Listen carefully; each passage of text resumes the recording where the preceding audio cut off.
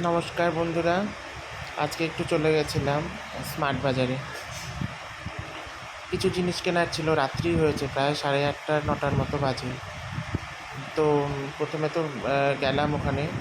ক্যামেরাটা না উল্টো করে ধরেছি, আমি মনেই নেই, সেই জন্য বুঝতে পারছি না এখানটায়। তো ভেতরে গিয়ে টুকটাক কিছু কেনার ছিল, সেরকম নয়, একটা ফিনাল, একটু বিস্কুট, তারপর জিঞ্জার গার্লিক পেস্ট শেষ হয়ে গেছে, ধূপকাঠি শেষ হয়ে গেছে, এই সব টুকটাক জিনিস।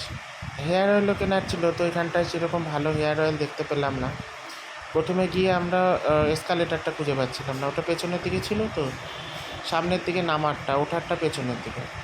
তো তারপরে এসকালেটারটা দেখে আস্তে আস্তে ওদিকে আগাচ্ছিলাম। তো রাত্রি হয়ে গেছে জন্য খুব একটা ভিড়ও নেই, ফাঁকা ফাঁকাই ছিল।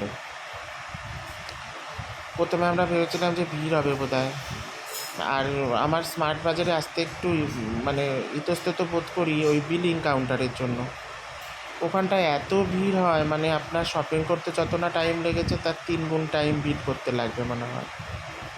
তো সেই জন্য আমরা মানে আমি জিও মার্টে বেশি অর্ডার করি। তো আজকে জিও মার্ট করবো না জন্য বাইরেও বেরিয়েছিলাম, তো সেই জন্য ভাবলাম এখানটায় আসি।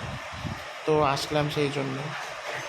এসে তারপরে দেখি না, আজকে রাত হয়েছে, তো ফাঁকাই হয়ে গেছে।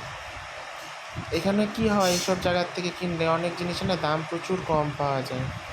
যেগুলো ধরুন পাড়ার যেসব মার্টগুলো আছে বা কিছু, সেসব জায়গায় কিন্তু অতটা কমে পাওয়া যায় না। তো সেই উদ্দেশ্যেই আসলাম। তো তারপরে আস্তে আস্তে উপরে উঠলাম, এসকালেটারটাও খুঁজে পেয়েছি। এসকালেটারটা মানে উপরে ওঠারটা। তো উপরে উঠে আসলাম, উপরে উঠেই দেখি আমাদের ফিনাইলের সেগমেন্টটা আছে। বাড়িতে না ফিনাইল প্রায় শেষের পথে।